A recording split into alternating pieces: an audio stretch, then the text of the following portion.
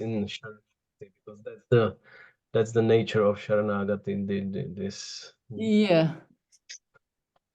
and it makes sense even to the how you say Goptritva Varanam Tatha. Yeah, I think it's there actually. But So that yeah, makes for sure I can look it up, but it may take me a little time, and that's why I didn't do it, because I just managed to go through the second part of these questions. Actually, one could look into this because it's quite structural. So one could just look into the songs and find a song that describes Gopritva Varanam, and probably it's gonna be there, I guess. Can I just make a little disclaimer comment? I'm just jumping in right now. I didn't look at these. I looked at these questions last week. I just glanced over them, and I immediately saw that without the context, without the lecture and things, it's practically impossible to touch on them. And then I was hoping to jump into it today. And just before I did it, we had a nice talk with Lila Purushottam Prabhu, which was great. But I haven't even looked at it. So last week I was really bad. I was kind of around, but I wasn't hardly there at all. This week I'm actually sitting here at the computer instead of walking around, but I really have nothing initially to offer. And of course I may have comments or something. So that's my disclaimer. Please forgive me. Please, I hope you don't all kick me out and reject me. I'm just Was same when I just went half an hour ago. I went through those questions. I got scared like anything. I feel better now. So we have something in common. I mean, they are like so specific. One would really have to see what were Maharajas, because one can try to answer them in a general way, like coming from the general understanding of the things, but I'm more than sure that Maharaj has in the mind his specific inputs, what he gave. Well, actually, maybe we should look at this in a different way. Maybe it was like really nonsense to get these questions in the first place, and we should ask the question: who gave us these questions? and whoever gave us these questions, maybe we should just make them explain all of them. What do you think? Great idea. Nikunja Bihari. The word is yours. Okay, actually, Bhaktivedanta Swami Maharaj gave the questions. You're his representative in this group. It's your fault. We're blaming you, so you have to. Okay. I just went through Goptritva Varana, and I'm putting everything in that I found about maintainer, but this is not what we were looking for. Unfortunately. Anyway, I'll find that for sure. I'll find it, and I'll post it in our chat. Thank you. But about this Sakhi, who please come to my kunj and I will maintain you. It is definitely from Sharanagati. Yeah, I think it's in Sharanagati, but it's not in Goptritva Varanam. I think that it's anyway. Maybe I'll find it right before glorifying holy name, I guess. I think so too, in the Siddhilalasa section. Okay, maybe could we start with Mangalacharana somehow? So that some different. Wow, I can do that. There's something I can do. I feel really encouraged. Sorry, Bo. I somehow cannot focus without Mangalacharana. Okay. If you give me a minute, I can look. Maybe I should just look it up while I'm doing it. I know the thing. I got it here. Narayanam namaskritya naram shaivandarotamam devim sadasuchim vyasam tato jayamadirayat Vedi Ramayanesh Chaiva Purane Bhadate Tata. Adavan, you can make me a controller here. I'll share the screen. Adavante Chamadje Chahari Savatagiyate Mukam Karodeva Bangum Langayate Girim Yat Kripa Tamaham Vande Shigurum Dinataranam Paramananda Madhavam, Paramananda He Madhava, Padunga Luchi Makaranda, Se Makaranda Panakori, Anande Bolo Hari Hari, Harinka Name Vandavela, Parikoribe Chakadolan, Se Chakadolanka Paraye, Manamo Rahu Nirantare, Manamo Nirantare Rahu, Ha Krishna Boli Jiva Jao, Ha Krishna Boli Jao Jiva, Moteu Dada Radha Dava, Moteu Dada Radha Dava, Moteu Dada Radha Dava, Dharma Projita Kaita Vota Paramo Nimatsaranam Satam, Vedyam Vastavamatta Vastu Shivadam Tapatrayan Mulanam, Srimad Bhagavate Mahamune Kute Kimba Parayishvaraha, Sadhyo Hridyavarudyate Trikutibi Shushu Shubhistakshanat, Nigamakolpataro Galitam Phalam Shukamukadamrita Dvadasam Yutam, Pibata Bhagavatam Rasamalayam Muhuraho Rasika Bhuvi Bhavukaha, Anartopasamam Sakshad Bhakti Yogam Madhoksaje,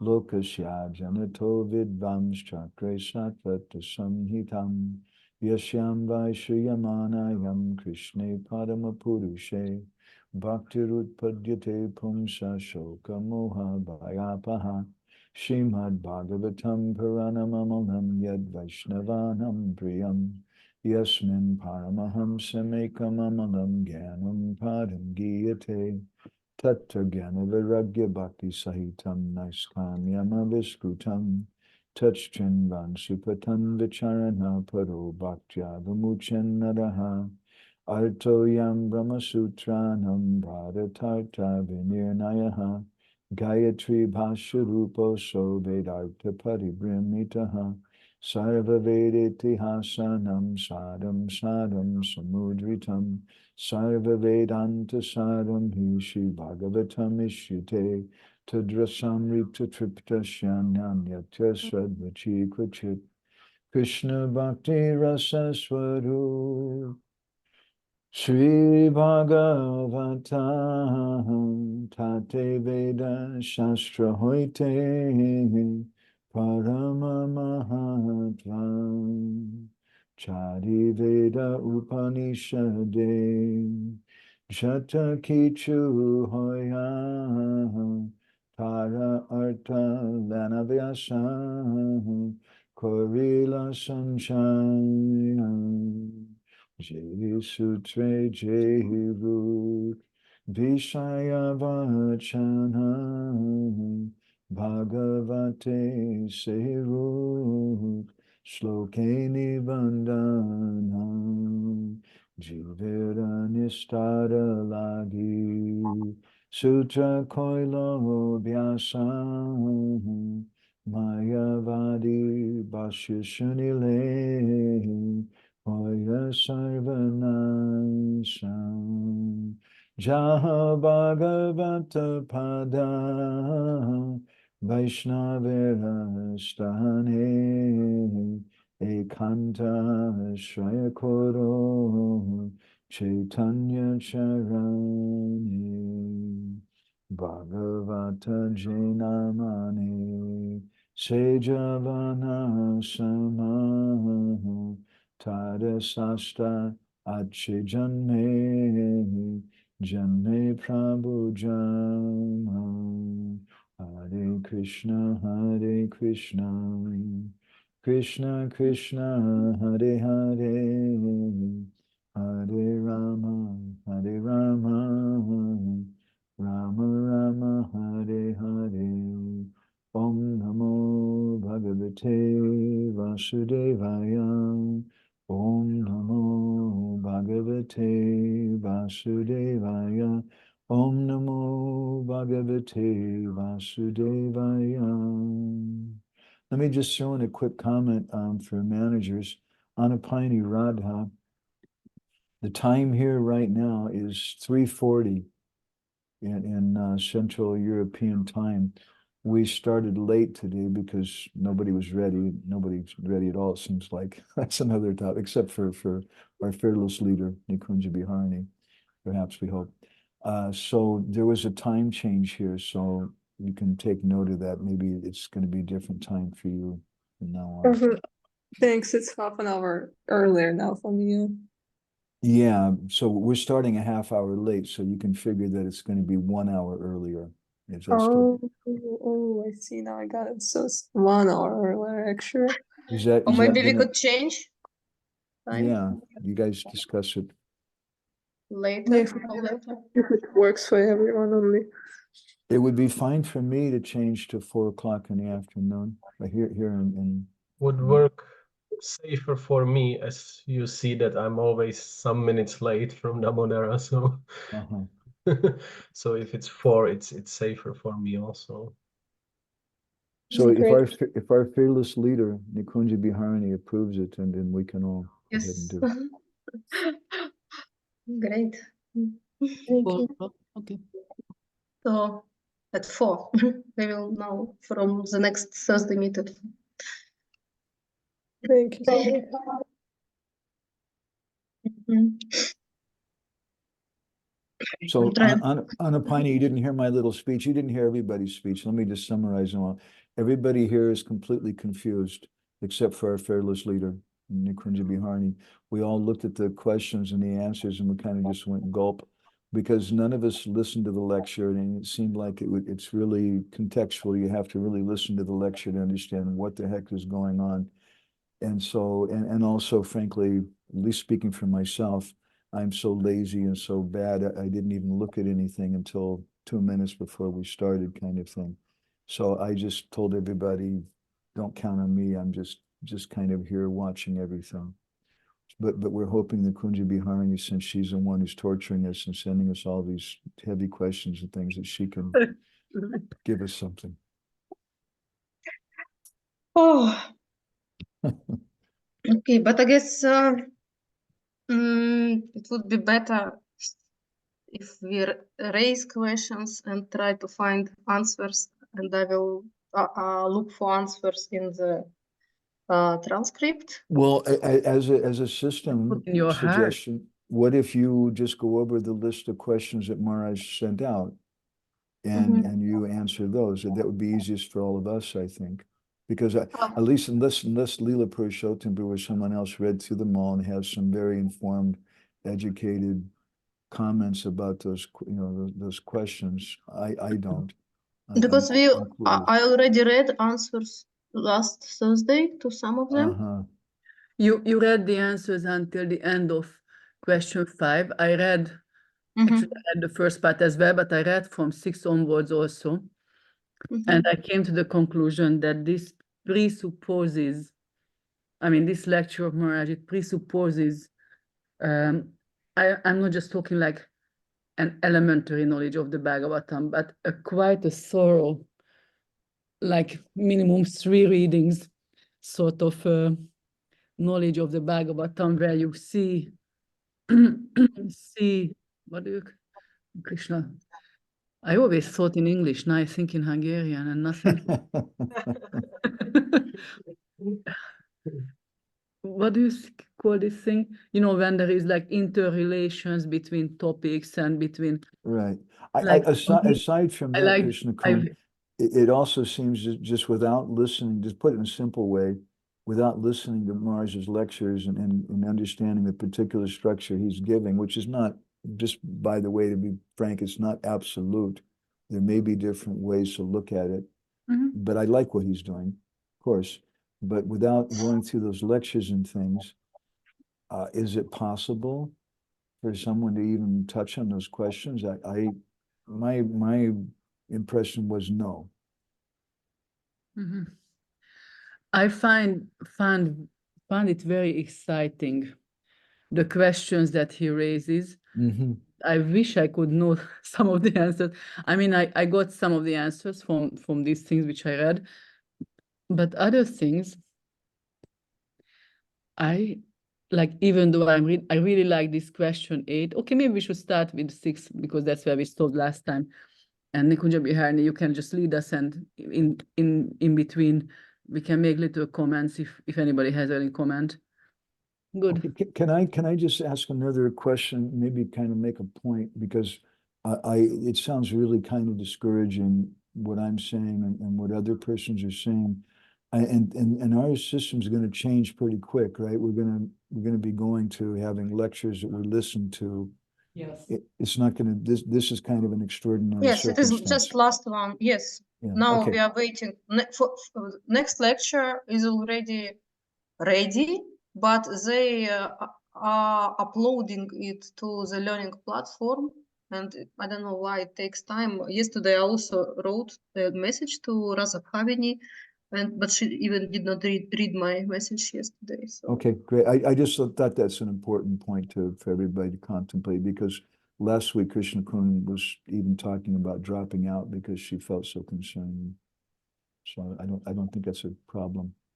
Yes, from next lecture, it will be you will have all materials, like transcript in English, presentation in English, some also what we have this like a schematic, like the whole lecture on 2 pages here, like something like these materials. And also audio, of course, audio, synchronized audio translation. That's essential for me. I'm sorry.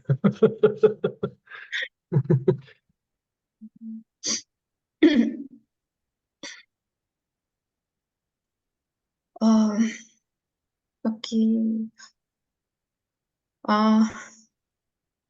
Okay, so what should we read? Krishna Kund, what did you propose? I just propose that we start with 6 because we stopped at 6. Mm-hmm. And we start going through it. Okay. We have it like this, like the text, and we can someone can read it loud, and we can maybe after the reading the text we can hope Prabhu can have some reflections or whatever the discussion can come up from. We don't have to just read mechanically the text, but let's not just read. That we was need the text to. Okay, who is volunteering to read? I can read it if it's wanted. Shall I? You could read, but I was thinking that if you read it before, I think you read it before. You said that you half an hour before you read something. No, I read just the questions actually. I didn't have a time to read the answers. But if you want to read, please read it. Okay, so I'm thinking that because I read it and I kind of marked it up a little bit, so maybe I could sort of read some parts of it, but basically summarize it. I find it easier to follow when we are in a group, easier than someone reading it out is if somebody is kind of making the points from it. I don't know. Yeah, it's easier, yeah. Krishna Kun can do that will be really helpful. Please. Okay, so I just read the question that I'll read. What methodology does Srimad Bhagavatam offer us for understanding the absolute truth? And the first thing that came to me was what Maharaj spoke about in one of the previous answers to one of the questions, was that we approach the summum bonum, the ashraya, through the other 9 topics which are accessible to the senses, basically. This is what I got from the previous session, one of the things that I got. But Maharaj here gives 2 main methodologies. So one of them is this, that's the second, he calls it second. So the external manifestation of the material energy of the Lord, which is accessible to our perception.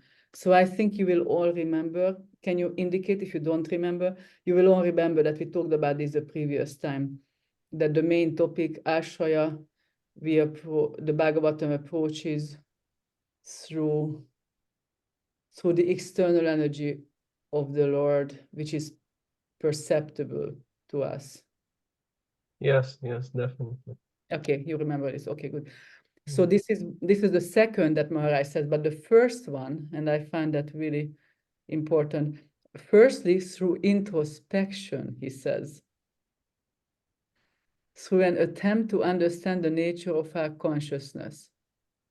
Because spirit is spirit, consciousness is consciousness, and we, being a particle of spirit, have the qualities of the original spirit, Krishna. And I find this interesting and important, because in other places, I don't know if it's Prabhupada explaining it, but at least there is a general understanding that I received that by introspection, we can reach the understanding of like a Brahman realization stage, and even maybe a Paramatma, but we cannot get to Bhagavan. And so I just find it interesting how Maharaj describes these two methodologies, that one of them is introspection and the other is through the external manifestation of the material energy of the Lord. And then he's quoting this verse, which he keeps quoting. Oh, then he makes the point, super important point, I think, that 1/4 in length of the entire Bhagavatam is the 10th canto. It's 1/4 of it in length, which I kind of think it's important. It's nice for us to know that Krishna is so prominent, actually. And then he quotes this verse, which he keeps quoting throughout. Srimad Bhagavatam makes it possible to understand both the substance itself and its categories.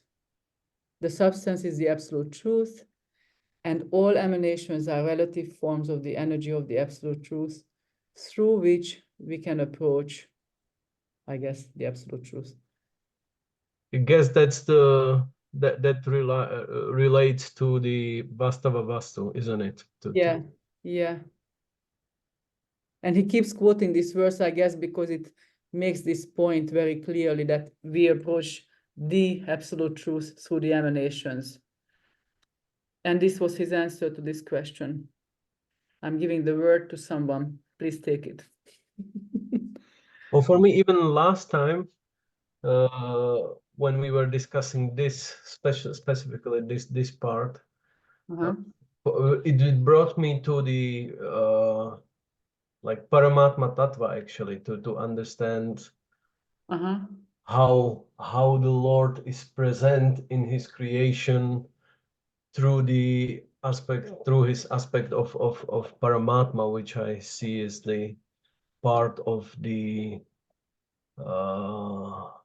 like Sarga, Srishti Tattva, part of the creation, to understand what does this creation that surrounds us, and that we have it's our surrounding, it's our environment where we live, what we perceive. What does it have to do with the Lord? How do we connect it with the Lord? How does we conquer our Bhayam Dvitiya, like dualistic vision? How do we get to the Advaya Gyan Paratattva, that we really see things non-different from the Lord in a proper Vaishnava way? That's needed to. That's really nice that you connected it to Saga. I kind of didn't make that obvious connection, so thank you. But I wanted to share something in connection with this, which I might have shared before, but it made such a deep impression on me that when I was told that the Lord is actually present in this form in every atom. I remember that I was sitting on the floor at the time, and I remember starting to look at the floor and look at everything. And I'm like, no, I walk. Because if I walk, I'm going to touch the Lord with my feet. That's terrible. And like it just made such a deep impression. And I'm thinking that if I was like 1/10 of as conscious as I was at that time, at that moment, then, you will really see Krishna everywhere. And that's just so amazing. But thank you for connecting it to Saga. I didn't really do that. I remember, like, that's one of the and I can identify with it, that it almost scares one in in that if you take it like too literally. And actually that's the thing that we are probably mixing, and I have met with it quite a few times, that we are mixing the Bhagavan feature of the absolute truth with the Paramatma, like what we would relate, what way we would relate to Bhagavan. We tend to have the same conception with Paramatma, but that's impossible actually, because even if we would specify the functions of the Paramatma, he's not here to really fully reciprocate with the devotee. He's just Upadrishta Anumanta. He's observing, and he sanctions. He's not really the form for the bhakti actually, if we say so. So in that sense, one can't really think that, oh, I step on the floor and I'm stepping on the Lord, because yeah, how could we exist? It's just.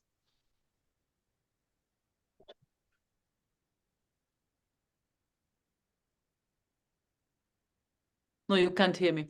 I heard they've talked about this, just exactly this same point, that there is no loving relationship, right? Can you say something? My Patilav might remember it literally how he said it. In the beginning of Mathura Meets Vrindavan, he speaks about that, how bhakti is not the vritti of the jiva soul here, and it also doesn't come from the Paramatma. And we, the editors, as the editor, I made a footnote. We quoted Srila Prabhupada saying how the Paramatma feature of the Lord is a temporary manifestation of the Lord. So that's my comment, Glenn. Yeah, but he specifically said is that there is no bhakti towards Paramatma. Yeah. Paramatma doesn't give bhakti, it's not the object of bhakti. Yeah, because he's Anumanta Upadishta, as Dila Prabhu said. But still, the Paramatma Tattva makes us overcome the dualistic vision that this creation around us is meant for our enjoyment. No, it has his purpose. He has his purpose for the creation. And yeah, so in that sense, we are freed from the enjoying spirit in relationship to our surrounding, like the same conception with the Yukta Vairagya conception. It's interesting. I'm reading right now Sri Krishna Vijay of Gunaraj Khan. I'm going through it again. Nice book. It's just to make a comment about the book before I make the comment. You have to look at who someone's speaking to, and Gunaraj Khan was speaking to some very simple villagers, it's clear, but he kind of summarizes the whole Bhagavatam, and he tells all the pastimes of Krishna, and then toward the end, he kind of summarizes the 11th and 12th cantos, and it's very interesting to me how he does it, and part of it is he speaks about, he gives little different examples than what the Bhagavatam gives, but he speaks about the different, I think, 22 gurus or something, that this Avadut Brahman has. And it reminds me of this discussion. And I was contemplating the necessity of this and how Krishna, my Guru Maharaj once commented that unless you read the 11th canto, if you only read the 10th canto and you don't read the 11th canto, he said you'll fall down. Very, very heavy comment. So the 11th canto is very important, and obviously Krishna meant it to be understood after the 10th canto. And then he gives all this stuff in the, in the 11th canto about Varnashram Dharma and about Gyan and about karma and so many things. And it's kind of like, oh God. But I was just, it reminded me of two things from the 10th canto. One is a conversation of Krishna with the Yagna Patnis, and the other is his conversation with the gopis. And the third is Uddhava's conversation with the gopis in the Brahma Gita. And in all three, there's apparent aparavicharas, apparent considerations, and there's tattva vicharas, absolute considerations. And all three of those, for example, when Krishna calls the gopis to come for the Ras Leela, they come there and then Krishna starts speaking to them about Varnashram Dharma. And he starts telling him, you know, this is wrong. A good wife, she shouldn't leave her husband and go to see some other man in the middle of the night and things. And then there's then when Uddhava speaks to the Krishna's message to the gopis in Braj, it's even worse. He tells them that you should all sit and meditate on Krishna. You should do yoga. And both places our acharyas make comments that there's different purposes for Krishna's statements. One thing is that it evokes some feelings from the gopis. They don't like it when Krishna's telling them to practice yoga. They don't like it when he's telling them that they should do Varnashram Dharma. But another purpose is, he says that Shukadeva Goswami is looking around and he sees there's a whole bunch of people here who are like, maybe there's some of the Varnashram Wallace from Czech Republic or something, and they're not going to relate when I talk about how Krishna's meeting all these gopis in the middle of the night. And so he throws in this Varnashram thing, but it has a double layer to it, at least a triple or quadruple. There's different meanings to them.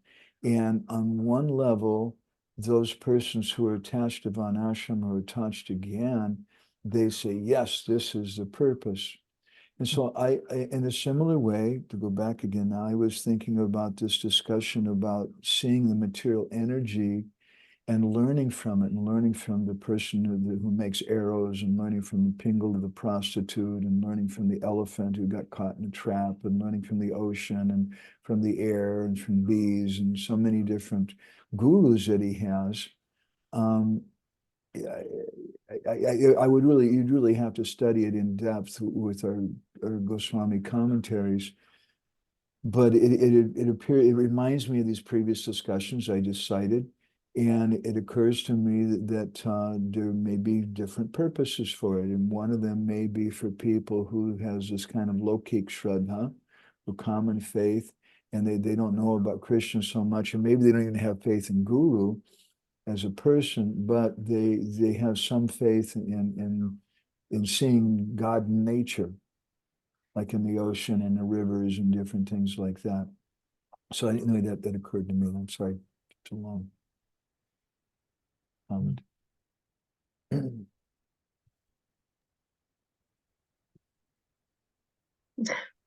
No, not wrong. Thank you very much.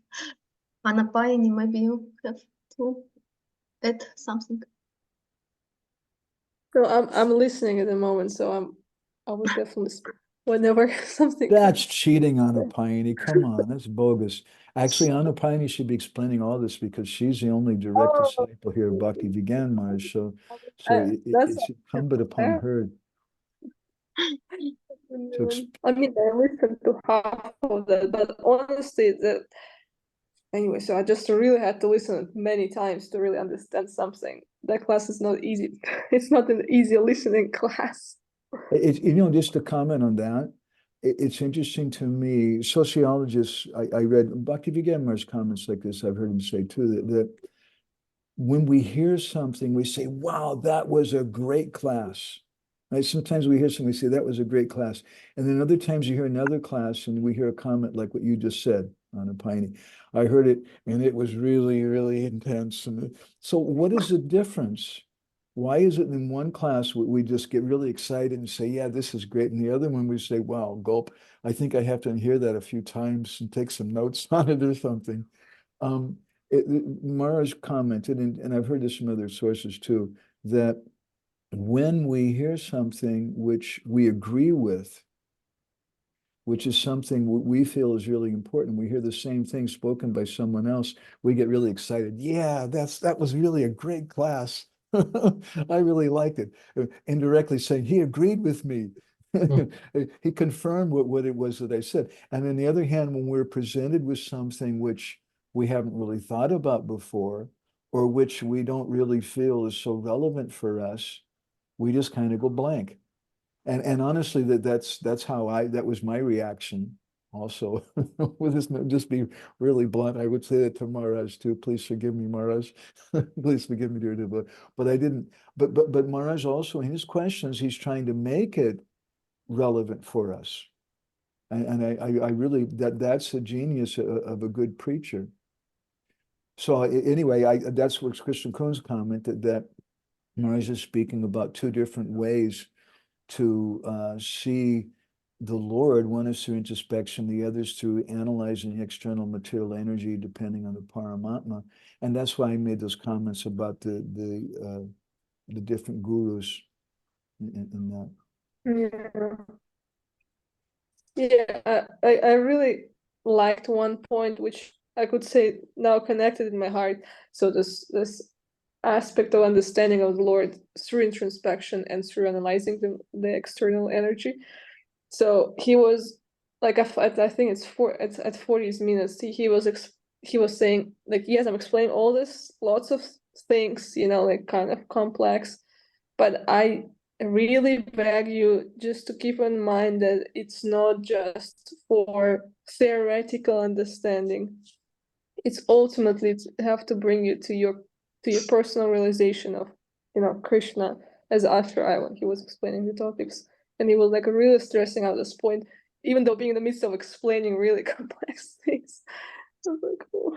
And yeah, this point about internal understanding, this through the introspection, and both through introspection and analyzing external energy, is the maybe just like have to bring you to the point when you're trying to, like, I don't know, I'm like feeling really hopeless in understanding lots of theoretical things in terms of Bhagavatam. But maybe it's like for some people it's meant to be like that. You try, but then you come to the point, so I really need, to the prayer, like I really need your help, Krishna. So can you please make it clear in my heart, like, because I really have a hard time theoretically understanding all those things. Yeah, and again, how do we understand those things? And that was kind of my personal take, that there's different ways to understand it. One is that maybe Krishna's saying this, just like Sukadeva Goswami speaks in a certain way for some people, and that's very relevant for us. Just like in ISKCON, the most popular thing is we preach it. We give classes about preaching. And someone gives a class to 100 devotees about why Christians should be vegetarian from the Bible. And we all like that very much, because we're not used to Krishna Katha like Maharaj is giving. We're used to someone talking about preaching.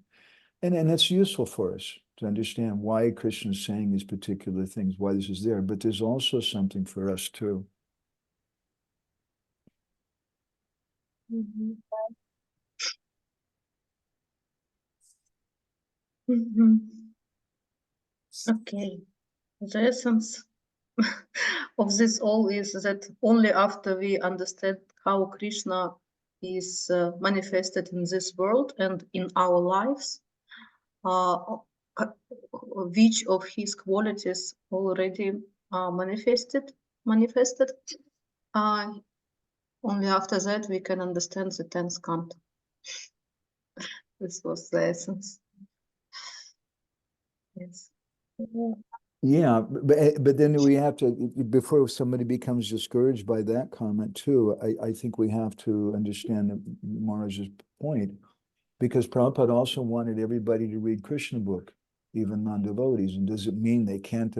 They get some understanding, but what Maharaj is talking about is a real understanding. Same thing my Guru Maharaj spoke about, that is Prema Maya Bhagavat.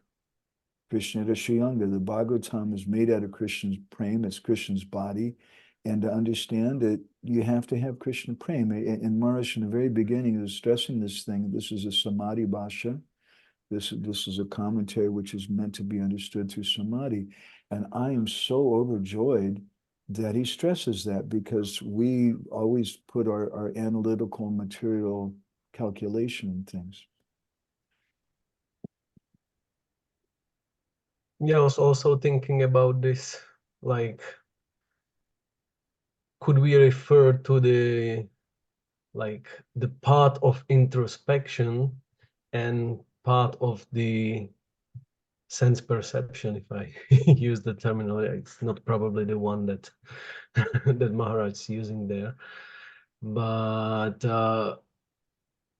could it be interpreted as anvaya vyatireka bhyam? No, like the message of that last part of the Chatushloki, like that we should try to understand the absolute truth by the external means as well as the internal means, meaning like ultimately we will, in the understanding, we will ultimately depend on the real genuine transcendental realization, which would be addressed by that introspection, internal part. But still we don't, the methodology is not to separate from the externals, not to avoid, ignore, negate the surroundings, and make it a part of our self-realization, make it a part of our path to the inner realization. Yeah, Guru Maharaj, by the way, brings exactly the same verse you just quoted. Yeah, he will explaining this point. That's a good sign for me that I'm directly and indirectly. That's perfect. Yeah, Prabhu. Sorry.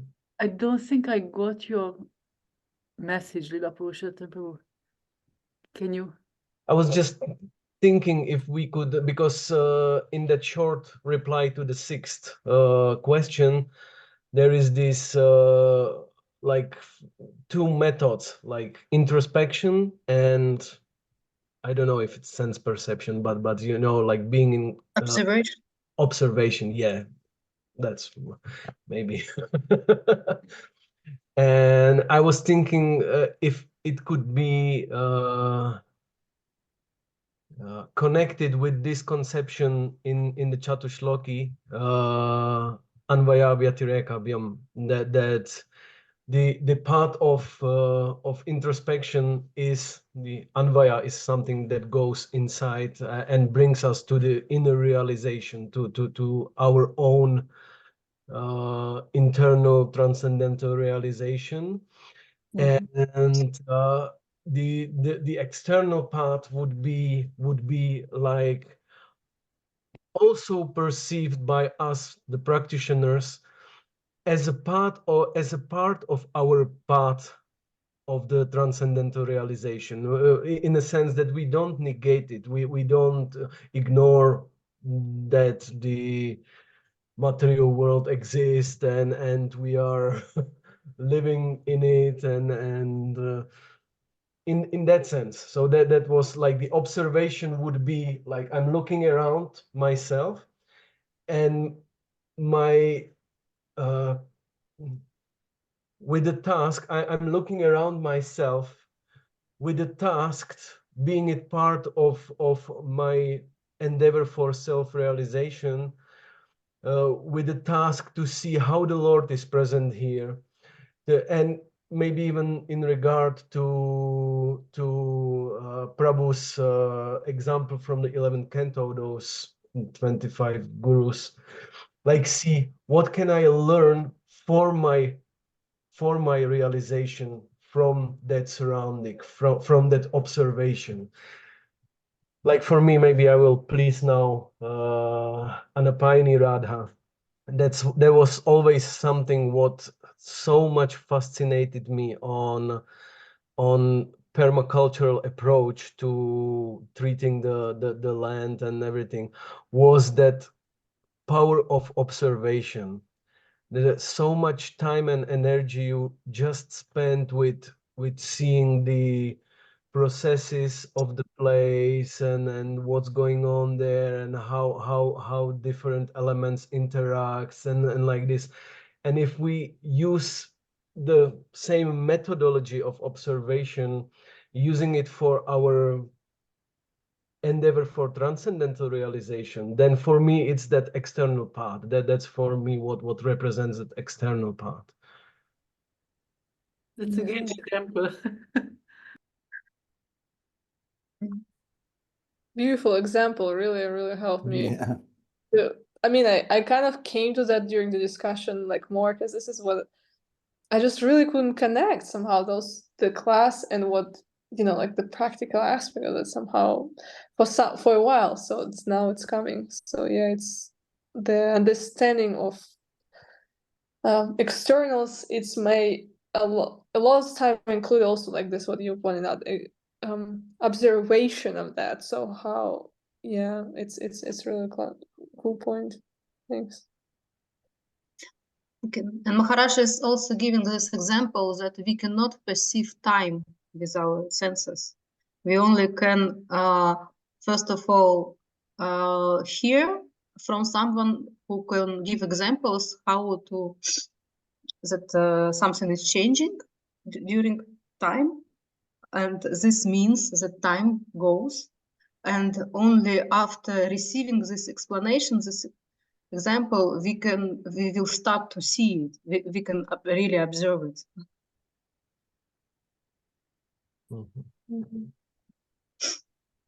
And so, and also with these 10 topics, when we know that God created this world, and he is maintaining it, and giving everybody chance also to get out of here. And when we will know, get this knowledge, first of all, only then we can observe it in our life also and in the whole world. But also the spiritual realization, this inner spiritual realization, it comes only through prayers, when Krishna answers to our prayers. Really. You're quoting Maharaj now. Yes. Okay. And that's why we also have all so many prayers in Srimad Bhagavatam.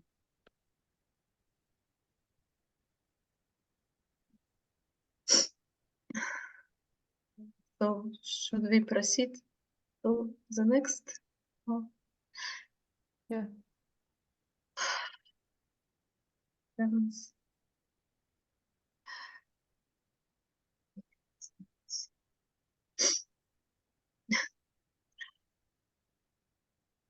This is a little bit touched already.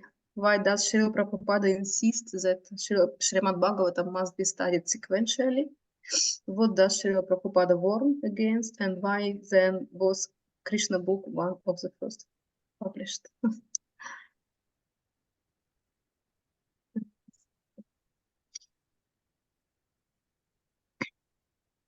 Cool. Krishna Kunt, maybe you can give essence. I don't know, I can try, but I'm not so confident of this one. That was interesting how Maharaj started by explaining that Srimad Bhagavatam and Vedanta Sutra means Vedanta Sutra and the natural commentary of Vedanta Sutra both begin with something that is within our reach and move on to something which is not within our reach. This is what he spoke about before, that we Vastava Vastu, that we don't have direct experience, but we are going through the things about which we do have direct experience.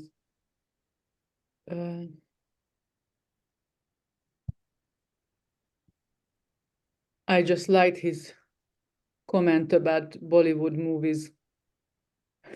Maharaj made a comment about Bollywood movies, how if we jump into the 10th canto descriptions without the qualification, really, without going through a sequence in the Bhagavatam, then we will pass it through the prism of our experience, and we will end up not in the spiritual world, but in Indian cinema, where these stories are described in a very worldly way. Sounds scary. It sounds pretty scary. And you know what sounds even more scary? When sometimes I had a comment from Srimati Mataji years ago, like a decade ago or something, but it made such an impression on me. She was explaining to me why she moved back from Radhakund to MVT. Someone may see it as a kind of a step down, a step back or something, like, you know, back towards our institution instead of forward towards Radha Krishna, like that. But she said that at Radhakund, she had this experience that if she doesn't keep connected properly to Srila Prabhupada, then all she will become attached to is the present physical aspect of Radhakund, the Drishtaman Darshan. And she will not grasp the essence of Radhakund. She will not enter the essence, but she will just become attached to the externals and takes birth as whatever, maybe at physical Radhakund, but not entering the world that she wants to enter. Anyway, this is a little bit of the topic, but it's close enough that I thought that I can make this comment. Beautiful. Anyway, so then Maharaj gives three. No, there's a different thing. Maharaj gives. Wait, where are we? Here it is. The Vedanta Sutra, that's where we are. The Vedanta Sutra and the commentary of Vedanta Sutra, yes. So then Maharaj explains that, so the reasons that both of these work in this way, they go through something which is within our grasp towards something which is not. That is because we don't have direct experience of contact with God. And the second reason is, I actually don't know, Nikunja Biharini, I don't think I got a clear difference between the first and the second reason that Maharaj gives. To me, it seems so close that I didn't get the difference there. I was touched by the third important reason that he mentions, which is that Bhagavatam itself set itself the task of giving realized knowledge, like aparoksha gyan. And I really liked what Maharaj is explaining here, that if I have seen Krishna, I will never forget it. And he says that even in this world, if somebody had like a near-death experience, like a clinical death experience, they will never forget it, and it will really change their lives because it's realized knowledge of something more. And he's explaining about theoretical knowledge, how shallow it is and how it can change life to some extent, but not so dramatically, because it's only realized knowledge which becomes like part of our swarup.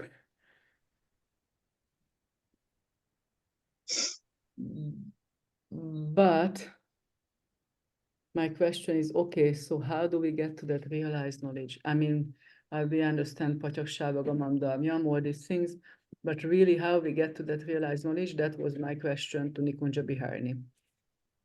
And the exact differentiation between the first and second reason here that Maharaj gives, I don't think I got it. Okay, this is all I can say. Okay. Anapani, are you reading this now? Yeah, I'm looking at the screen right now. Okay. Yeah, I'm reading, but I also see this first and second pretty close. So, like basically they're just describing the two sides of one thing in one sense. So first is that what I see here is that we don't have direct experience of being connected with God initially, and the second is that we are able to perceive external reality. So, and that's why it's helping us to get a glimpse of this eternal reality. So is that correct? So it's just like two kind of things, just separated in 2 points. Mm-hmm. Yes, but yeah, first is from our point of view, that from our place, and second is from point of view of Vyasadeva. Vyasadeva. Same thing, but from different. That's good. Thank you. That's good. Mm-hmm. Yes, and Srimad Bhagavatam gives us aparoksha jnana, like through. Yeah, Krishna was saying, yeah. And yeah. But I don't think I understood exactly how it gives aparoksha jnana, because Maharaj here seems to be saying that theoretical knowledge, if Bhagavatam just wanted to give theoretical knowledge, then he would have only, like Vyasadeva only would have given us the 10th canto. Okay, that's kind of clear. Even with that, the question arises if Krishna, there is Vikriditam, Vajavadu verse, there is the fact that Krishna's name, form, qualities, pastimes are all transcendental. Contact with these, wouldn't that become realized knowledge? Wouldn't that change the heart? Wouldn't that purify? And if it wouldn't, then how will other incarnations, descriptions, and all the 9 topics before that will purify more than the 10th canto and give us more direct realized knowledge? I guess because they can be, some of them can be like the manifestations of the absolute can be perceived by us, and therefore we get some realization of them. Maybe this is the key, but I think that it's eluding me. How I understood is that we need some reciprocation, some relationship with Krishna, and we can now do it only, like we can perceive his reciprocation only with our senses, only with this material world, and we can pray, and he will reciprocate through this world anyway. And this will be like not theoretical, but when we when we get response for our prayer, my personal prayer, personal response from Krishna, this I will never forget.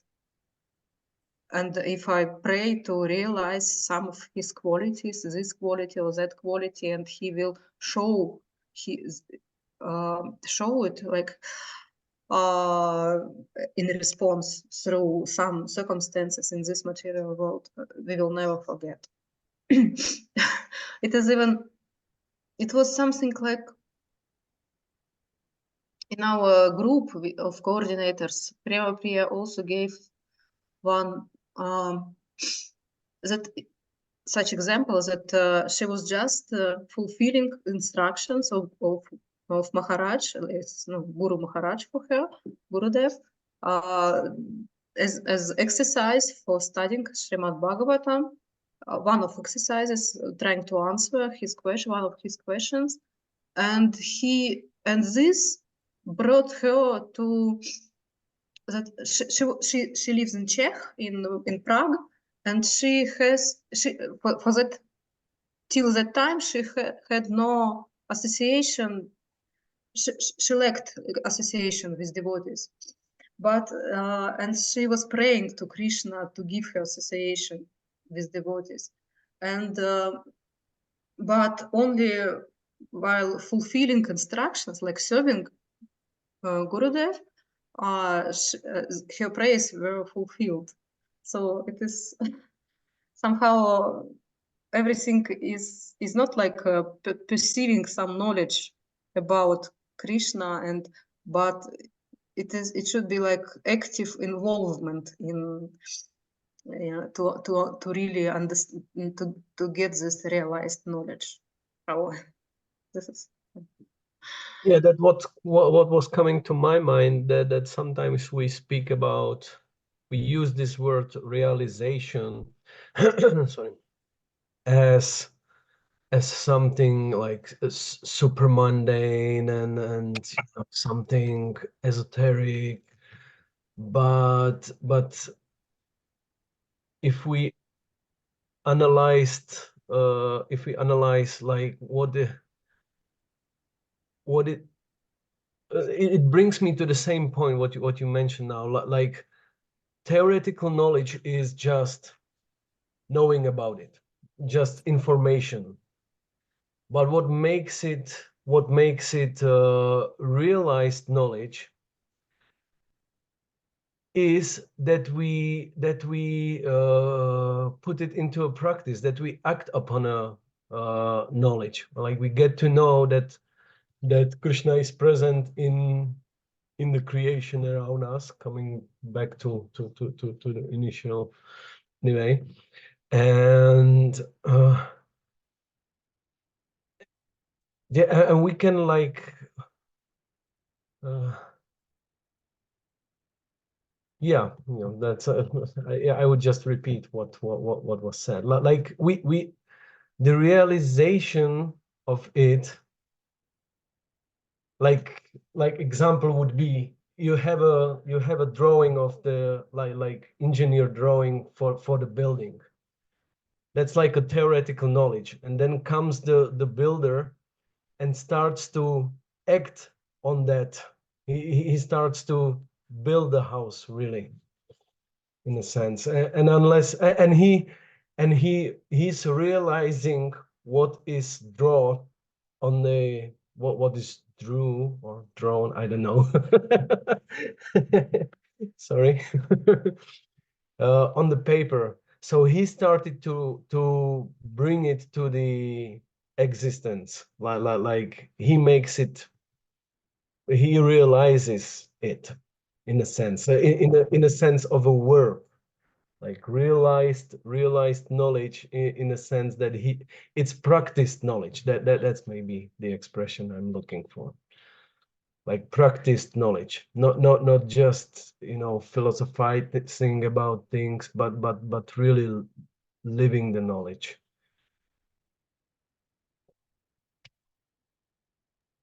Because sometimes we just speak about realizations and this, and do we have the realization, but I found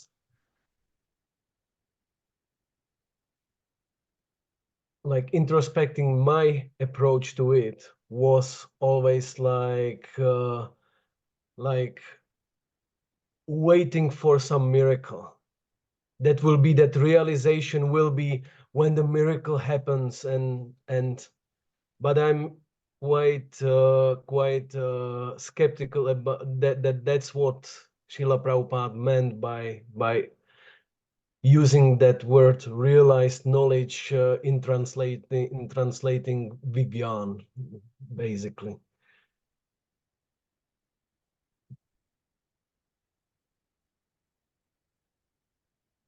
Yeah, great points, actually. Practice knowledge. Yeah, Krishna can also mention in the commentaries. I mean, in the comments, sorry. I just couldn't follow you properly, sorry. Could you repeat? Oh, I just said it's a great point about practice knowledge. So it's not like some abstract realization. It's a conscious effort, which kind of rewarded by Krishna, like as a response to the sincere approach of the sadhaka. Yeah. Could someone read this? What now? Just a moment. Just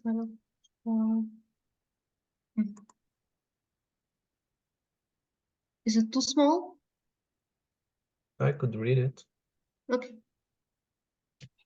Srila Prabhupada explains this in many places and in the preface to Srimad Bhagavatam. To understand how Krishna enjoys, one must study the first 9 cantos of the Bhagavatam.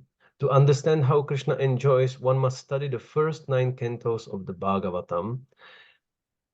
Misadventures of living entities in the material world. No. You missed this. You missed one line. You missed the line, Vila Purushottam Prabhu. There's like one more line. You skipped that. To understand how Krishna enjoys, one must study the first 9 cantos of the Bhagavatam, in which Krishna does not enjoy, or rather he enjoys there too. But mainly it talks about the misadventures of living entities in the material world. And then turn to the 10th canto, where Krishna's pleasure potency is manifested in his pastimes with Radharani and the cowherd girls.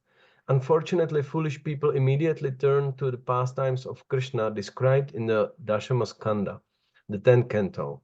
Rasa Leela, or Krishna's dance, surrounded by cowherd girls, and his embrace with Radharani are most often misunderstood by ordinary people because they see in these pastimes a manifestation of material lust.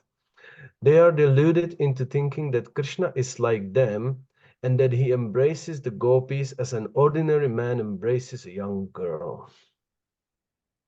Yeah. Just today comes to my mind, just today I was listening to the story of how of the Vasanta Ras, actually, how that story, how gopis went to visit Durvasa Muni on the other bank of the Yamuna, and they've been given that mantra from Krishna, that Krishna is always brahmachari, and then later on they got the mantra from Durvasa that Durvasa never eats anything. So that was a part of the explanation why Krishna can claim such a thing, that Krishna is always brahmachari, was that was the yeah, Krishna is eternal brahmachari. So that was the explanation, that we can't really we couldn't explain it or understand it properly without understanding that gopis are not the girls that he embraces and makes a loving pastimes with them, but rather we have to see them as his pleasure potency, which is fully spiritual, and they get their forms only for the purpose of the lila of the pastime.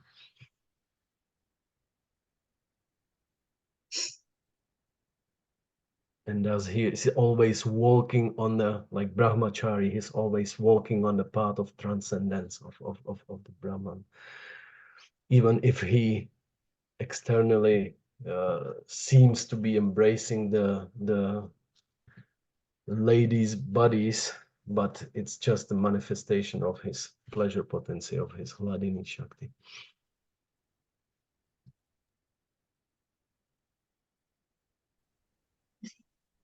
Any comments? Just came back from the bathroom. That's my only comment. I don't know what was going on. Somebody could summarize maybe in just one moment or something, though. The last few minutes, I would be grateful. Who was speaking last? Lila Purushottam, you're speaking? Yeah. Summarize what you're saying. I was just thinking about because there is a lot of emphasis on that term, like transcendent, or say like theoretical knowledge versus realization. So I was making my thoughts loud that often we relate to that word realization as something esoteric, mystical, and like a miracle, but it would be maybe more appropriate to see it as a applied knowledge. Like theoretical knowledge would be knowledge that we just receive the information, but we're not really acting on it. And the realized knowledge would be like applied knowledge, like what we act upon, the knowledge that we act upon. I want to make a quick comment about that. I don't remember where it was. I think it was when we were in Germany last time, in Golokadam, maybe, possibly. Anyway, there was some discussion about, or maybe I was just reading the discussion, Srila Prabhupada, how Prabhupada met some really famous Buddhist monk in Germany. And this guy was so broad-minded and so nice and coming to see the devotees. And he was making this point to Srila Prabhupada that it's not just by book reading or information, but you have to have realization. And that's something we say 1,000 million times over and over again, right? And Prabhupada says the same thing so many times. But I was so surprised Prabhupada vehemently, strongly disagreed with him.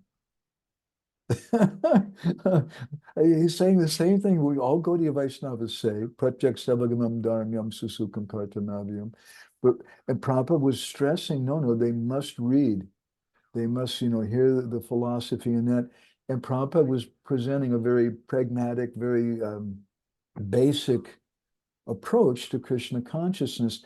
And just as an observer, I found it really fascinating that on one side, I was thinking, yeah, this Buddhist guy, he's really good. I like what he's saying. And then Prabhupada completely disagreed with him, just exactly like you're saying. That there is a necessity of a practical, just simplistic understanding, which may not be some deep mystical realization, which we want, but just like we were discussing in our WhatsApp group today, I really don't like Bhakti Vigyan Maharaj. So many times I'm listening to one of his classes and I just get up and start dancing in joy whenever he speaks about miracles and things. Bhakti Vigyan Maharaj doesn't like miracles, miracle kata. God bless him. Because of my background, I could tell you stories. Maybe you've heard me tell some stories about my grandmother and some different things I went through. I was so sick of all that miracle, excuse my American English, that miracle crap before I came to Krishna consciousness. And Maharaj makes a strong point that it's that this kind of thing is for people with lokik shraddha, who have common faith, and devotees, they don't go for it. So when we speak about these kind of things, that's in the same category. Certainly, we want to directly see Krishna. We want to hear his voice. We want to have him touch us and whatever. But you don't talk about that. And even it's very questionable, as we were discussing on WhatsApp earlier. It's very questionable, even if you want to speak about that. It may give some faith to common people. And Krishna Glenn, I'm going to stop in 1 second. It reminds me of a book that I saw was published some years ago in ISKCON. I'm trying to be really vague so I don't criticize anybody. But it was a book glorifying a particular deity in ISKCON. And you think that's really cool. And it's all these stories. But the stories were so like, there's some Muslim who came to the temple and later he had a dream or something that his daughter should go and get married. And it was just bizarre things that maybe he just had too many chilies before he took rest that night and he had that dream or something. How can you say something like that? It's not absolute. And what disturbs me, when you write a book like that, okay, yeah, it gives faith to certain people, and they'll probably give donations also to the temple, which may be the purpose. But what it does, and it encourages everybody to want to have dreams. And then they're all just like a bunch of these old ladies from Russia who just cry and you know, talk about how they had a dream of Mother Yashoda and this thing and that thing. You know, there's so much of that. I get fed up with it. That's something I think Ukraine's better a little bit. It's not as bad as the Russian babushkas who have their ecstatic realizations. Anyway, that's my humble thought. Krishna Kun, please forgive me. It'd be nice if we could see you, Krishna Kun. I don't like being seen anyway. So what is the whole session here, previous part of our discussion was about how we want to have some direct perception, how we want to, like even Nikunja Biharni just explained to us how when we receive personal answers to our personal prayers, that's when we feel Krishna's reciprocation. And the whole previous session that we had is basically speaking about how we can approach Krishna, the unseen, unknowable, through his energies which we are able to perceive. So what you said at the end, that we all want some kind of personal experience, and that's why our Gurudev is opening that crying school, so that we cry and we get some personal reciprocation, and then no one can dissuade us that this is not from Krishna, because we had that experience. So what is it that differentiates between this real experience and the sort of miracles that we are talking about? And I do have some kind of, like, I kind of understand what you are talking about and what is so distasteful. And I understand also that Jesus was making miracles to give face to some very kind of low, let's just say people with Lokik Shraddha. But what is it exactly, that dividing line which distinguishes a genuine experience like that, which is an answer from Krishna and which really will strengthen your faith and conviction? Well, maybe to put your question another way, if I can, it seems like a contradiction. On the one hand, that we should hide these things and don't share these things, and on the other hand, that we should all have this experience and we should cry for Krishna, and Krishna's going to reciprocate in our heart, and Pratyek Savagamam Dharmyam. This is such an essential aspect of Krishna consciousness. And if we really think about it, Krishna consciousness is a mystical process. That's the way it should be practiced. Not that you go to the temple president and ask him, who is my guru, but you cry and pray in your heart, Krishna, please send me someone. And then Krishna does, and you go, oh my God, that it works. This is really far. That's a mystical experience. So then how do we reconcile these two apparent contradictions? Well, some of us are not able to. And those people are fanatics. I'm sorry. You know, my Guru Maharaj said so many things about cry for Krishna, and you should have a Mahabhagavat, and Krishna will reveal and send you Guru and things. And that's good. But he also told different devotees, it wasn't Maturanath, it was another devotee. Anyway, told him, he came to Guru Maharaj and said, Guru Maharaj, I was chanting and I saw Lord Nrsingadev. And what Guru Maharaj told him was very interesting. He didn't say, that's bogus. What are you saying that for? You know, I know you used to take LSD, which you used to. You know, but Guru Maharaj told him, don't tell anyone. And to me, that's a very, very important thing.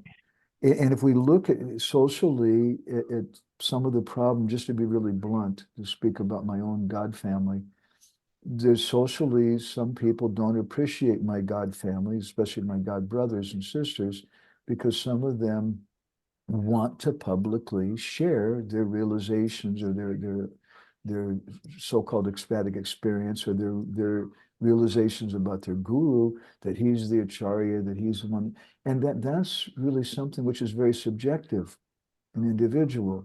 To say that he's the acharya, just as an example, that's a common thing a lot of them say. But that's something you can only say if you had an ecstatic realization that Krishna personally told you. Otherwise, how do you know if he's the acharya or not? You'll know if everybody accepts him and says he's the Acharya. Then you can say he's the Acharya for everyone. But otherwise, you really don't know. You can't say. But for you to stand up and start pushing that, that's wrong.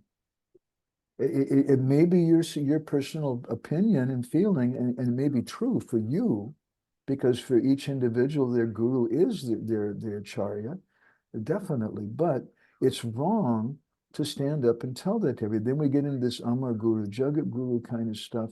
And there's a whole section in Hari Bhakti Vilas, I think in definitely the first Vilas and maybe the third too, which speak about how the disciple, if he has an ecstatic vision, and he should hide that. And maybe some of you recall that I've given some classes in the past about how we should hide our bhajan, hide our realizations. And it's such an intrinsic part of Gaudiya Vaishnavism. But as you're pointing out, Krishna Kun, it seems like a contradiction. When on the one hand we say Pratyak Savagamam Dharanyam, and it's a mystical thing we shall experience, but then on the other hand we should hide it. This is how I reconcile both of these things. That, yeah, it should be something realized in that, but my realization is subjective. It's relative.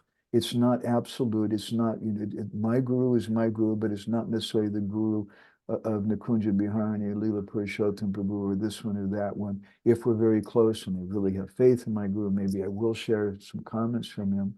But my guru is my personal experience, just like my friend is my friend, but somebody else can't stand him. And my wife is my wife. They're not absolute principles. But for someone who's very shallow, then they can't see, they just think my friend is the best guy in the whole world and everybody has to like him. And if you don't like my friend, then you're a demon. And that's the behavior, the mentality of Kanishta. So to protect us from that and to help us come to a more Madhyam platform where we distinguish between things, we're told that we should hide these things. Now, it doesn't mean we're a Madhyam, but we're hiding these things because it's going to help us to come to that Madhyam platform. That's my humble thought. I understood Krishna Kun's question that rather her concern was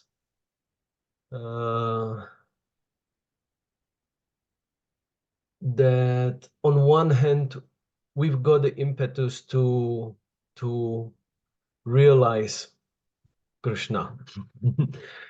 And on the other hand, there is this warning that actually this quest for the miracles and that are rather based on the Laukik Shraddha.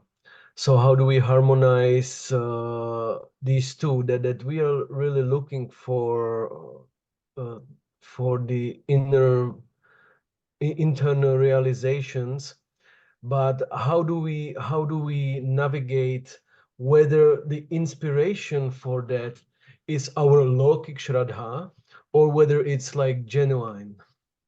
So Jiva Goswami, first of all, we in our behavior, what I just spoke about, that was our behavior in that. But internally is another question. And Jiva Goswami, in the beginning of Bhakti Sandarbha, he quotes this verse, which I think is extremely important, because he's going to get into Bhakti Sandarbha and get into so many different subtle things about Bhakti and Guru and association and things. But he quotes this verse that I often cite from Brahma Vivarta Purana, Yavat Papastamalinam Hridayam Tavadevahi, Nashashte Buddhi Yoga Shet, that as long as Malinam Hridayam, as long as our heart is contaminated, then we can't really say. But at the same time, we have no choice. Mm-hmm. You know, some of us, we were attracted by gurus who weren't bona fide. Now, maybe because our heart was contaminated, maybe because Krishna was doing something to give us some deep realization, maybe different reasons, but one of the reasons may be because my heart was contaminated. That's why I was attracted by Sai Baba or this thing or that thing, and not attracted by Srila Prabhupada. So the first thing is Cheto Darpana Marjanam, that we should purify our heart. And this another thing is, more in line with your point and question, which you brought out nicely, thank you, that we should not have absolute faith in our personal perspective. We should be very careful about that. You know, and that's going back again to my previous comments that we should hide our guru, we should hide this and that.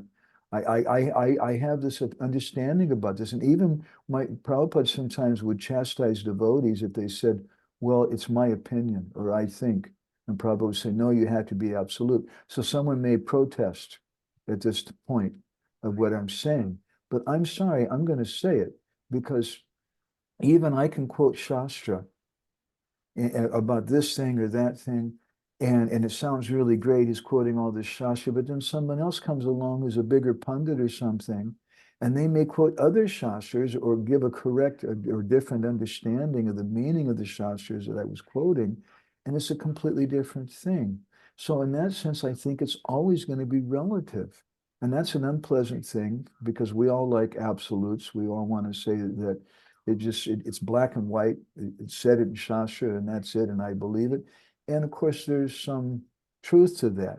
But on the other hand, even understanding Srila Prabhupada is a relative thing, isn't it? I mean, some people say Prabhupada really, what he wanted to do right now was Varnashram Dharma. He wanted Varnashram colleges everywhere, and Prabhupada was stressed about women. They should shut up and stand in the back. And they really believe that. And I don't think it's necessarily wrong for them to believe that. I mean, there's other people, I don't agree with that personally, who have a completely different vision. But I think it's good for both that they have some attraction to Krishna consciousness. And then now we come to a social discussion. The social discussion being that Leela Purushottam Prabhu really thinks that Varnashram Dharma is the most important thing, and we should follow Manasanghita and do all that stuff. And I disagree with Leela Purushottam. I think it's complete nonsense. But what's required is a level of dignity, dignified discussion, which is Vada discussion in the mode of goodness. And Bhaktivedanta Maharaj, I've heard him speak about this a number of times. I can remember once in Megalinovka, how important it is to have these Vada discussions so that we can come on the same page. Because in one sense, I'm Leela Purushottam, who doesn't promote Varnashram Dharma like that, I'm being facetious, but if somebody's promoting something like that, they're correct in one way, because they heard certain things that Prabhupada said, and then you can't go and say, well, that's wrong. But let's have some discussion and understand our different, and maybe the fruit of the discussion is just that, well, we could agree to disagree. Yeah. And I don't really agree, but there's respect. And I learned something more about your position. I think this is a really, really important external behavior after these internal realizations. So if I would try to summarize what I got from what you spoke now. Thank you. Is that even if your quest for a miracle comes from your Laukik Shraddha, you're bound to walk that path, in a sense. You don't have any choice. Which brings me to the famous Svesvedikare 11th canto, that you can't really avoid. Like, if you would avoid, you would be on the path of mistake. You would harm yourself if you wouldn't go according to your adhikar, according to your eligibility. That's, yeah, that's perfect, but it's not but it's not but sorry. Couldn't we see the solution to these relativities of our, like, we have our conditional limitations, so but we still have to arrive to some absolute source, which in a sense would be Gurudev, Shastra, Parampara, would be like the common denominator of the Vada discussion. And yeah, meaning, because otherwise you would just end up in a situation in Czech, I don't know if it exists in English, that you won't step you won't step over your shadow. In a sense, you can't really make yourself something else than what you are.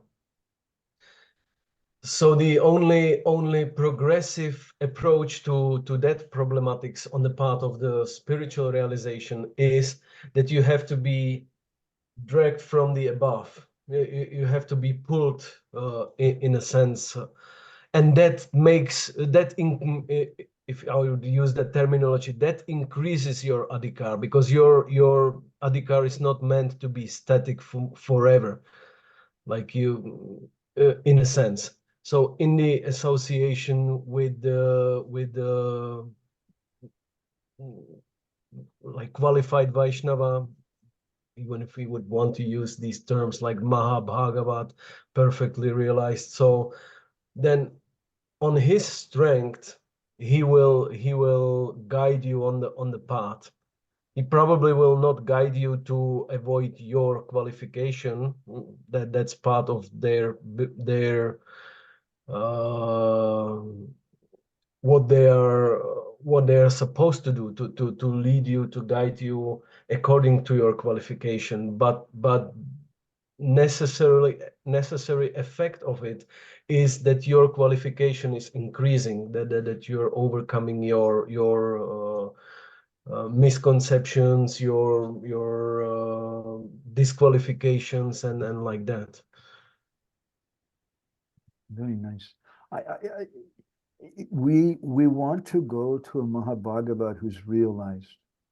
And if you're realized, if Krishna comes in front of you and says, here I am, da-da-da, then you have the adhikar to go and give that to others. Now, you may hide it, or whatever, but still you have the adhikar to speak in an absolute way like Srila Prabhupada did. No, Krishna is real, because he's realized that.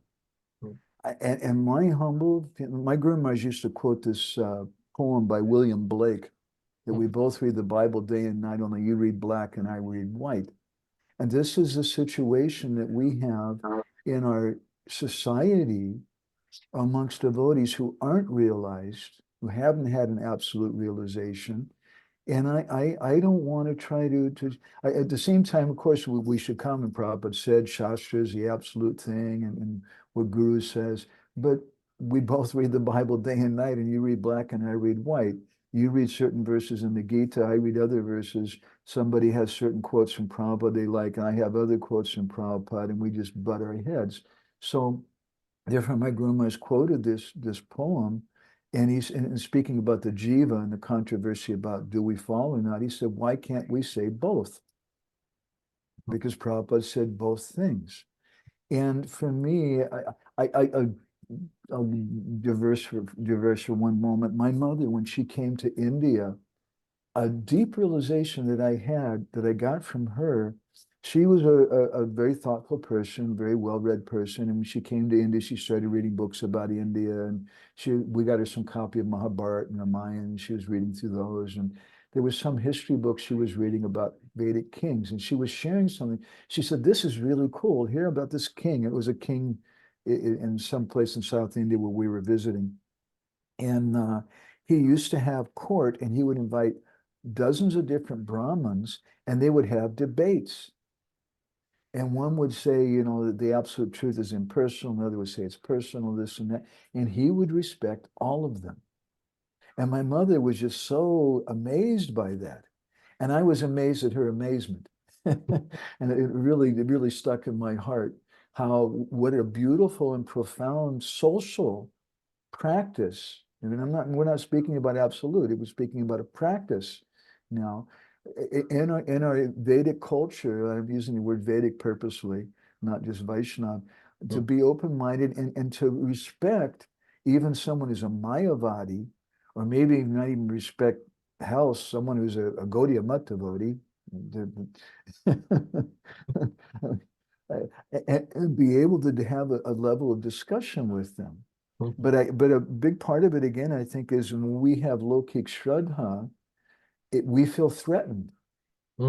If somebody is from a different institution, someone has a different understanding, if they come and say, well, we did fall from the spiritual world, and they have some elaborate argument, then we become disturbed. Well, my Guru Maharaj said we don't, and we get upset about that, and we feel the necessity to protect our own weak Komala Shraddha.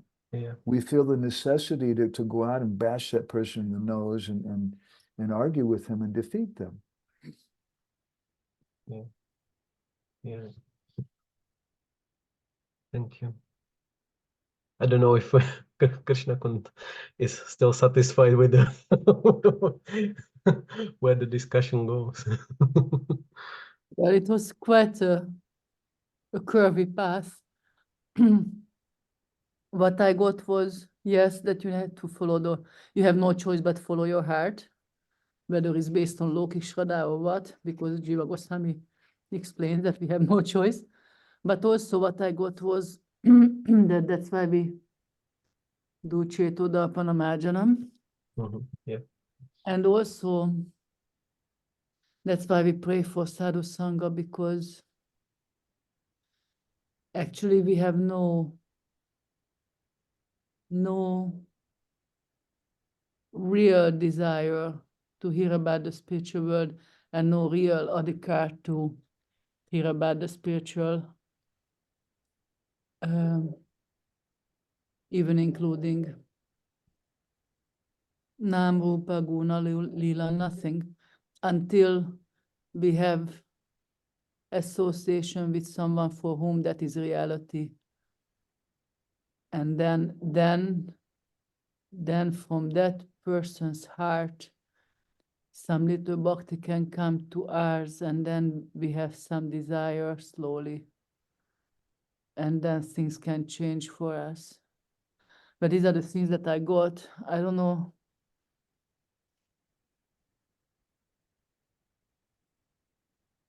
I don't know if it's, I have this permanent, probably mental issue about faith for the last 30 whatever years. I always really, of course, we understand that the ultimate development of faith is prema. So from Shraddha to prema, okay, we are somewhere. But these are what I'm walking away with from this long curvy thing. If there is bits that I missed, it would be good to hear it in a systemized way rather than a storytelling way, so that I can be more focused on it.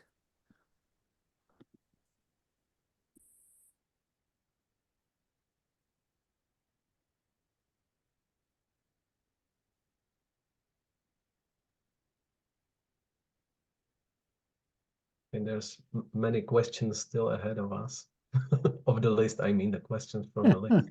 I was also thinking that maybe we should go forward. Oh yeah, the next one is a whopper. The next one, oh my Lord. Has anyone looked at number 8? Oh. And all these all the different cantos. Oh my God. Yeah, that's a really big topic. I was thinking maybe we can like start with it next time. Next time, yeah. We can think about it really. This number 8 and number 9 also. If I wait. I thought Anupani, I thought you were giving lectures on that topic. What, the Prachetas or the And which where is it, the Visarga and Stanam in the 2nd to 4th cantos? It's definitely not me. There's some mistake. Sounds a lot of reading if we would really want to get deep into this question. Sounds what? I say sounds like a lot of reading ahead of us if we really want to get into this question deeply. I mean, I was really thinking about, I mean, I looked at it, and I mean, I'm not so, I'm vaguely familiar with the Bhagavatam text, but not like, you know, I'm not a Bhagavatam expert on that. And I was starting to think, really, how is how is that exactly there, Sarga and Visarga? And I'm trying to kind of figure it out. Some of it I have, some of it I have no idea, but maybe I didn't think about it enough, but it seems like quite a task. I feel it would be very useful for us to go through this and identify these for a little deeper understanding. I think we could maybe read now this tense, which is the key to the whole lecture, if as I understand, and this will help also to answer these two previous questions, and then we can. You want to read it? Yes. Okay, we can read. So the question is: trace your life path through the prism of the 10 topics of Srimad Bhagavatam and think about what stage you are at. And it is the development of our consciousness, where we are in Sargam, Visargam, Poshanam. I find that question a little it's a little vague. I'm sorry. I mean, okay, I took birth in 1960, so that I can try, that's creation. I can say that. Or does it mean that creation means that when I got married, when I have a family, does creation mean when I started a project, does creation mean how am I supposed to see those 10 topics in my life? Maybe all of them are bona fide. Okay, then Sarga, it is like place, like scene, a scene for all activities, for the whole life, for the whole story. And Visarga, it is already a creative impulse, some creative. And as we discussed in our groups, according to development of human consciousness, there are many people who are just existing and they don't have even any questions. Why do they exist? And they are on this level of Sarga. And Visarga is, they already understand that they can do something, they can change something in their life, they can be creative in choosing the way of their life. It is when individuality is awakened. It is Visargam. But then Sthanam, when a person understands that there are frames, there is a frame, and I cannot go out of this frame. There is some limit. There are some limits to my development, to my creativity also. And this is sthanam, that everybody has own position in this life, own mission, own karma also, adhikar also. So, and we cannot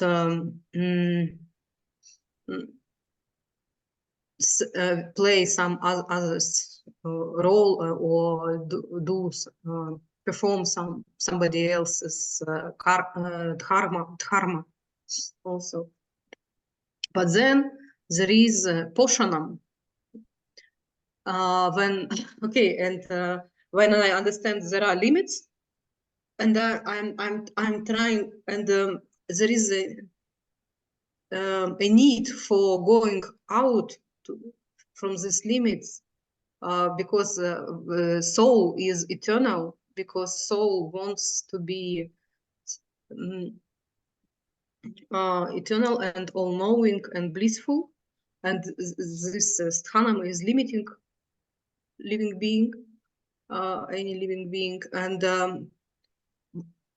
when this question in the consciousness of a living being arises, then there comes this level of poshanam, that God is so merciful that he creates this world and gives Vedas and sends sadhus to gives his mercy to show that there is another reality, another way of life, that he exists, another consciousness.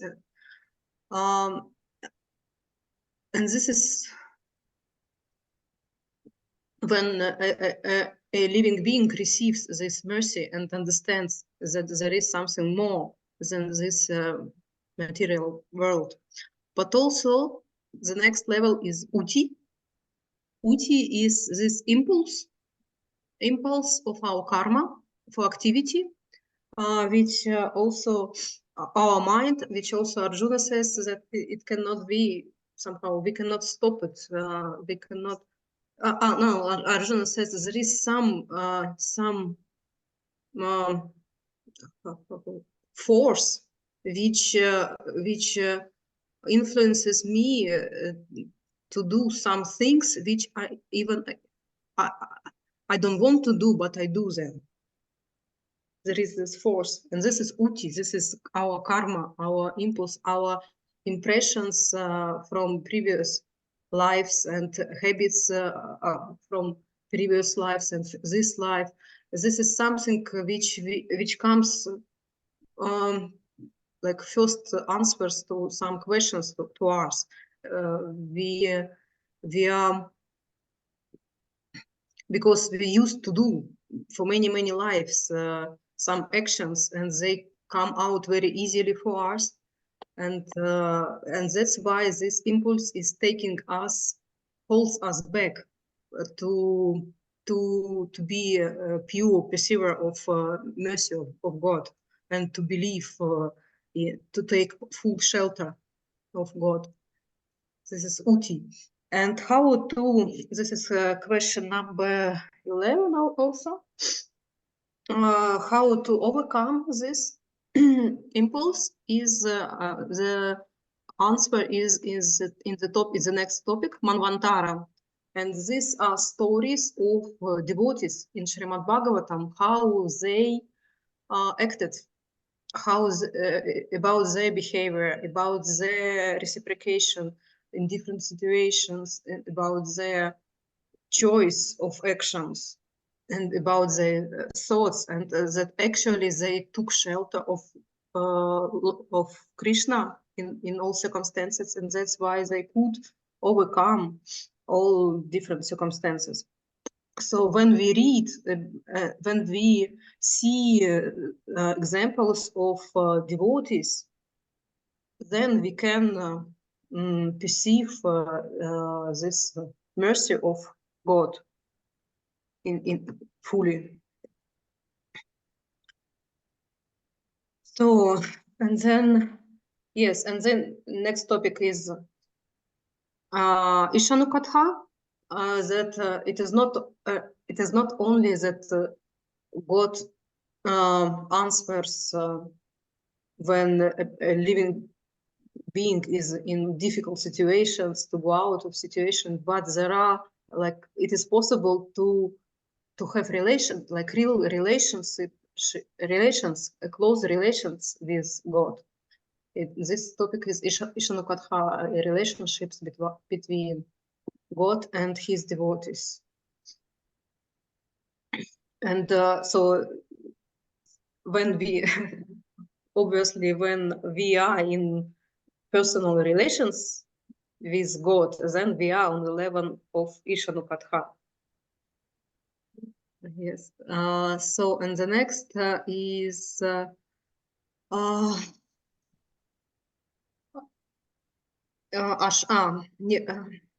Nirodha. Nirodha. Nirodha is when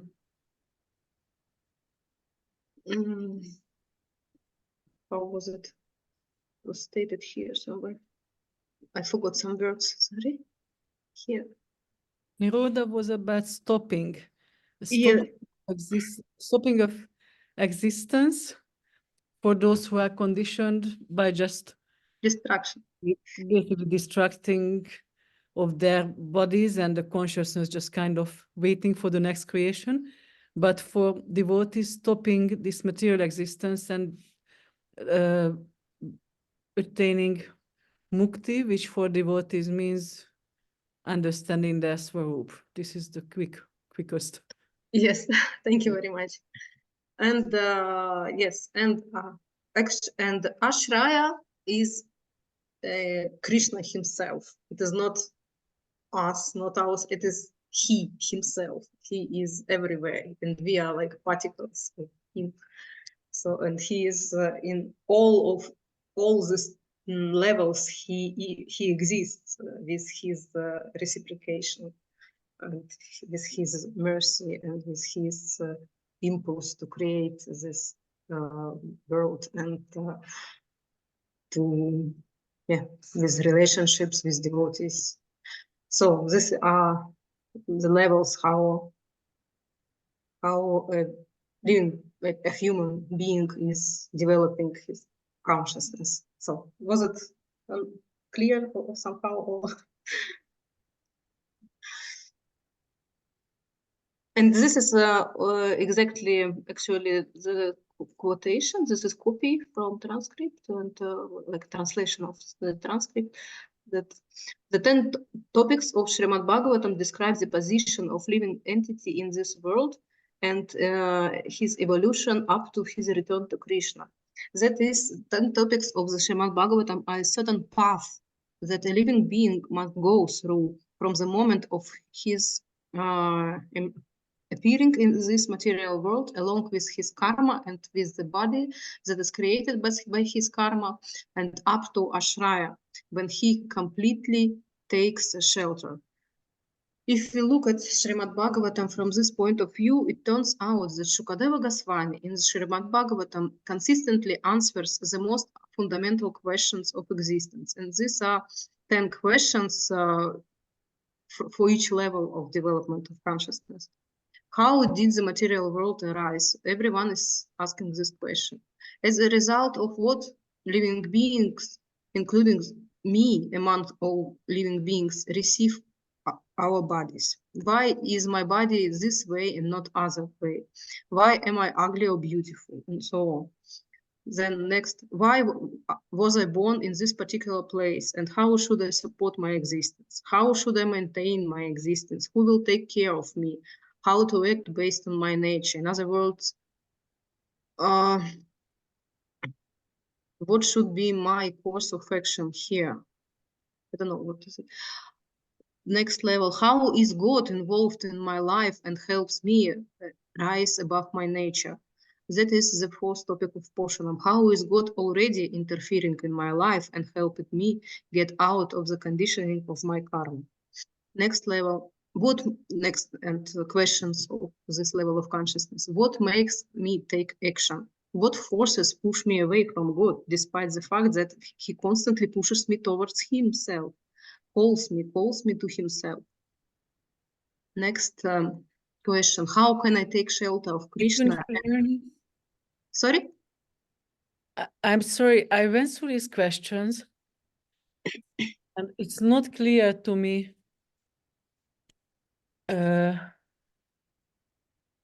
I mean, is this Maharaj speaking? Yes. I had the same question too. Is this his vision of things, or is Yes. this something he took from some acharyas? Is this his personal vision? Yes, I mean, it is his vision. Yes. it's really a beautiful vision. But I it's just an important question, because when we hear something that we like, we find something we're inspired by. You want to know the reference?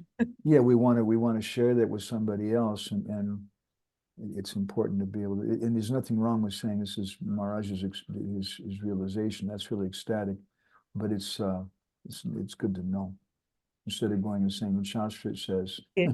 So basically, what this is it's Maharaj's understanding of Shukadev Goswami's answers from the Bhagavatam being put into these really speaking the 10 topics into the Bhagavatam in that framework, because he's speaking here about vritti, that means sthana, because vritti is like qualities. What is my sthana sthita? What is it? Sthana sthitam shrutigata manobi. I should just stay where I am at, because that's where I am at, but then I should add hearing. So then I should add hearing that's God's mercy already, the poshanam, which I have by mercy of Krishna, but mercy of sadhus, Guru who is speaking, whom I am hearing. And then we are going to forces that push me away, Arjuna, what impels me even by force, according to my will, to do things which I don't want to do, which you were just speaking about.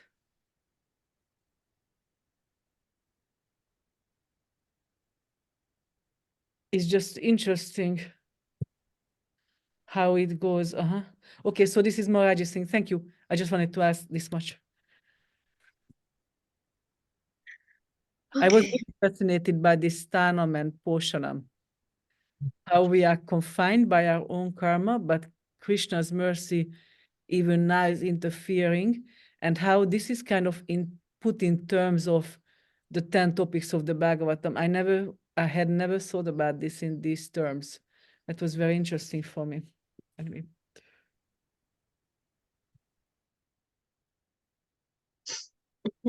So yeah. So yes, this is Uti. Like there is some force which pushes me away from God, and how actually I can take shelter of Krishna and thereby overcome the influence of these forces. And this is Manvantara. And next, Ishanukatha. How do souls who are completely surrendered to God behave, and how does Lord protect them? Okay, next. What does it mean to be free from karma and focus your mind on God, having emerged free from the captivity of the material world? What happens to those souls who were unable to be released? Like, I'm sorry, it is just automatic translation. This is Nirodha. And how to ultimately achieve liberation and completely restore your spiritual nature, your spiritual body. And finally, who is God? What are his qualities? What does he do in spiritual world? How does he communicate with free souls? And what heights can love for him reach? Like how high anybody, a free soul can go in this love.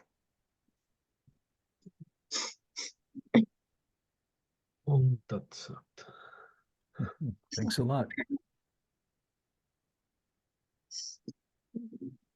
So, and when we have these questions already, yes, we can already read these prayers of different devotees in Bhagavatam, and we can identify, so like, which of these 10 topics are manifested in these prayers. Yeah. Oh, yeah. I see how this would become easier by this. Yeah. I'm getting a little anxious. It's getting too late for me. Yes. Just me. Everyone. Maybe we can stop here, but before we stop, can we choose one set of prayers and we all think about the same set of prayers? Because I think to go through all of them, maybe a little beyond the... Yeah, maybe we can take each one and make some little short presentations next time. Okay, that we can also do. But this, yeah. What would you choose? What would I choose? Vitrasura, but he's not here. I don't know. Okay, maybe let it be Vitrasura. Kunti Devi's prayers, which we're talking about, what was it again, the second canto or fourth canto?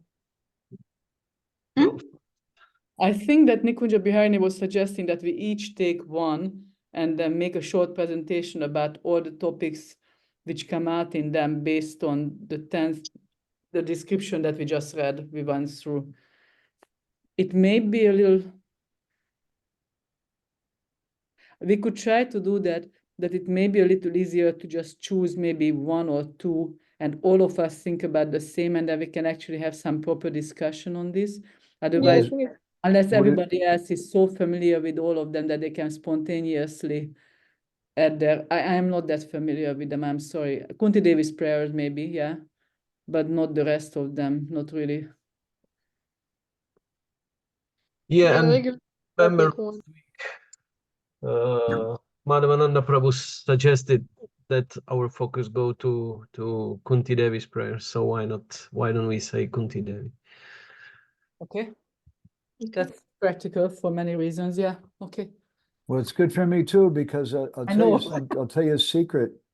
I was requested to write a review of a book which is all about the prayers of Kunti Devi. I haven't really started reading it, and that book is by someone named Bhakti Vigyan Goswami. Ah, this wonderful book, yes. Yeah, I understood why you're suggesting it.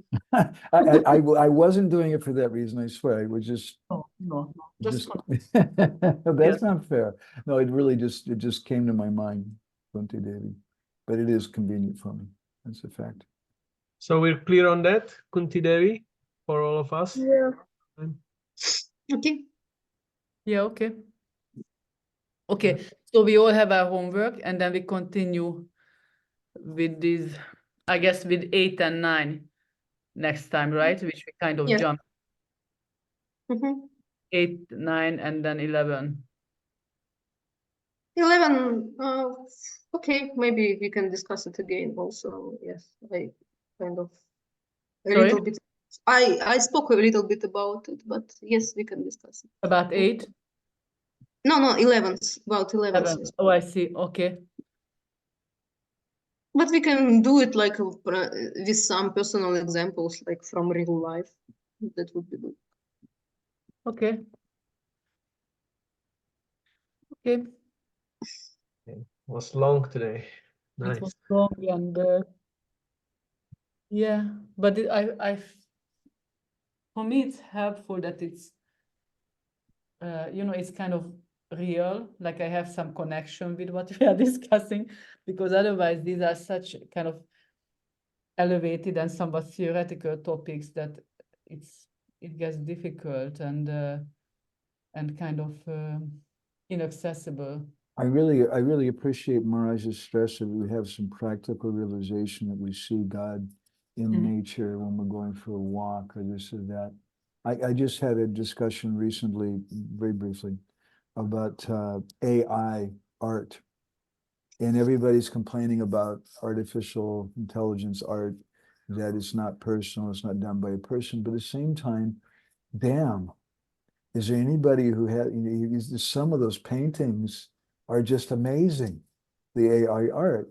And my point was, first of all, that we should use everything in Krishna service, including AI. And secondly, if you see an amazing sunset in the mountains when you're walking or something, as a good devotee, you should think, wow, Krishna, you did really good. This is amazing. And you may have some realization from Krishna. So why can't I have a realization about AI art in the same way too? It's just, if something touches my heart, it touches my heart. I'm sorry. It may be politically incorrect, but that's the way it is. So I was appreciating Mars's comments of this connection. Okay. Okay. Okay, much go. So we can call it a day or an afternoon. It's in this house, it's an important time now. It's time to feed the animals. So I'm looking forward to that. I'm hitting your prasadam. Also, Okay. I also couldn't take lunch before. So Keeping you from your lunch until this night. Okay. So are we meeting at 4 o'clock next time? And except for Anapani. Yes, for Anapani, it would be the same time as previously. Okay. Because otherwise it's 6 a.m. for me. No. It's 6 p.m. for you? AM. AM. AM, yeah, that's why I was surprised. Okay. Yeah, I'm getting really around the globe in my head. Okay.